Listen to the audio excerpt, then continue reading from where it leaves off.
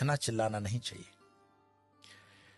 हो सकता है कि पाकिस्तान से ये बात आती हो कि भारत को जो है कन्वर्ट कर लेंगे गजवाए हिंद, पर गजवाए हिंद करने की जरूरत ही नहीं पड़ेगी। कुछ सालों के अंदर वैसे ही उनकी पॉपुलेशन बढ़ जाएगी। आज इंग्लैंड और लंदन की स्थितियां देखते हो, शरीयत का कानून लंदन में लग रहा है, ऑस्ट्रेलिया में स्थितियां खराब हो गई है, जर्मनी में खराब हो गई। ये बहुत अच्छी स्ट्रेटेजी है इस्लाम की कि वो अपने एक्सेस पॉपुलेशन को दूसरे देशों में डेमोक्रेसी की आड़ में भेज देता है, बाद में वहां पे शरीयत का कानून लगवा देता है, लेकिन अरब कंट्री के अंदर कोई भी रेफ्यूजी नहीं रखा जाता है। मैं एक रिपोर्ट देख रहा था बीबीसी की, शायद बीबीसी की रिपोर्ट थी, जहां पे सऊदीया का जो वर्टिकल शहर बन रहा है उसमें कई गांवों के लोगों को मरवा दिया उसने, ऐसा आरोप है उन पर। तो वहां तो मस्जिदें हटाने में भी वो सोचते नहीं है, और यहां पर हिंदू भीख मांग रहा है कि जरा मुझे कृष्ण का मंदिर दे देना, जरा मुझे ये मंदिर दे देना। हमारे साधु संतों ने जो समाज के लिए काम किया, समाज उनके साथ भी नहीं खड़ा है। क्या आपको पता है कि आयुर्वेद के नाम पर भारत देश के अंदर जो फार्मेसी काम कर रही है वो मुस्लिम द्वारा चलाई हुई भी कई फार्मेसी हैं, और उनके 500 प्रोडक्ट्स हैं। रामदेव को सपोर्ट नहीं करने का कारण ये भी है। हमदर्द का एक टॉनिक है सिंकारा, उसको प्रमोट करते हुए कम्युनिस्ट पार्टी के कुछ नेता कहते हैं कि यह शक्तिवर्धक है। उनको पूछो तुम्हें कैसे पता चला यह शक्तिवर्धक है, कोई लेबोरेटरी टेस्ट है?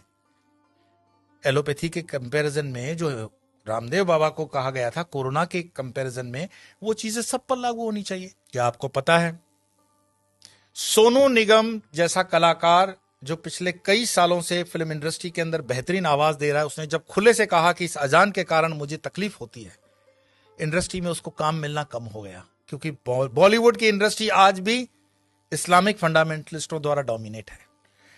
मैं आपको और बता दूं, जिन दिनों शाहरुख खान, सलमान खान, आमिर खान स्ट्रगल कर रहे थे, गोविंदा सुपरस्टार था, और गोविंदा को नीचे करने के लिए उसकी जोड़ी में चलने वाली करिश्मा कपूर को आमिर खान के साथ एक फिल्म दे दी जाती है परदेसी। गोविंदा की जोड़ी को तोड़ा जाता है और उसके बाद उदय होता है सलमान खान, आमिर खान और शाहरुख खान का समय, क्योंकि इंडस्ट्री डोमिनेटेड है इस्लामिक लॉबी द्वारा। ऐसे कई मैं आपको उदाहरण दे सकता हूं, लेकिन मुख्य बात क्या है? क्या हमारे हिंदुस्तान में सारे मुसलमान खराब हैं? यह कहने का अर्थ नहीं है। हमारे हिंदुस्तान के अंदर आजम जी, प्रेम जी जैसे भी इंडस्ट्रियलिस्ट हैं विप्रो के, उन पर आरोप भले लगे कि वो मुसलमानों के हितों की ज्यादा सोचते हैं हिंदुओं की नहीं, पर मैं इस पे नहीं जाऊंगा। परंतु यहां मुसलमान न सिर्फ बढ़ रहे हैं, सुख संपन्नता के साथ बढ़ रहे हैं, ऐसा उस रिपोर्ट में कहा गया है। तो दुखी कौन हो रहा है? दुखी हो रहा है हिंदू। हिंदू क्यों दुखी हो रहा है? क्योंकि वो कर्महीन होकर के जीना चाहता है और बेवजह की फालतू चीजों में वो अटका हुआ है। अपनी ना तो वो स्किल को डेवलप कर पा रहा है और अपने हर छोटे छोटे उद्योग को छोड़ता जा रहा है। आज जब हम अपने आश्रम का भी काम करवाते हैं तो लेबर ढूंढने में हमें तकलीफ पड़ जाती है। देश के अंदर कोई बेरोजगारी प्राइवेट सेक्टर में नहीं है, लेकिन कोई रबिश होते हैं जर्नलिस्ट जो अपना खीसा गर्म करने के लिए, जनता को गुमराह करने के लिए अलग अलग रिपोर्ट्स देते हैं। देश के अंदर आज भी उतना ही रोजगार है, अगर युवान ठान ले तो बहुत कुछ कर सकता है, लेकिन जो आप जगह खाली करते हो वो दूसरा आता है। गुजरात के हाईवेज पे एक पूरी होटल्स की चेन है, वो चेन चलाते हैं चेलियास कम्युनिटी के लोग। चेलियास मुस्लिम कम्युनिटी है और उनकी इतनी यूनियन होती है कि उसमें दूसरा कोई होटल नहीं खोल सकता हिंदू। मैं पूरे गुजरात हाईवे की बात कर रहा हूं, नेशनल हाईवे नंबर 8। साल में सिर्फ 2-3 दिन ये होटलें बंद होती हैं। आपकी ताकत नहीं है कि इस इलाके में कुछ काम कर सको, और उनके होटलों के नाम जो रखे जाते हैं इतने मिसगाइडिंग होते हैं कि आपको पता भी ना पड़े कि ये हिंदू की है कि मुस्लिम की है।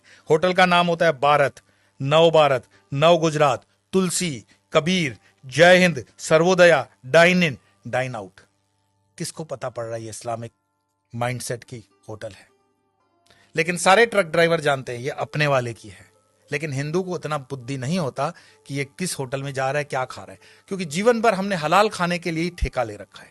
हिंदू को इतना स्वाभिमान नहीं है कि वो कह दे कि जो मैं खान पान खाता हूं तो मेरे प्रोडक्ट पर तुम लोग सात्विक, राजसिक या तामसिक का लेबल लगाओ।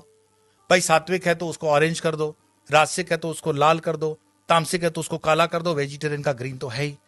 हर चीज पे हलाल लगा हुआ है और हलाल का तुम्हें मलाल भी नहीं है। तो कितने में तुम प्याज लहसुन को मत खाओ, लेकिन ये हलाल खाते हुए तुम्हारे बच्चे जो हैं क्या बन रहे हैं? ये जिहाद करने की जरूरत पड़ेगी नहीं उनको। ये साधु संतों को भी सोचना पड़ेगा कि तुम शेर को भी घास खिलाओगे, गाय को भी घास खिलाओगे, क्षत्रियों को भी घास खिलाओगे और ब्राह्मणों को भी घास खिलाओगे। हमने खान पान को बदल करके पूरे डीएनए सिस्टम को बदलने का पाप किया है, और जब इस पाप की हम ठीक से बैलेंस नहीं करते हैं तब तक इस पॉपुलेशन को ठीक करना बड़ा मुश्किल होगा।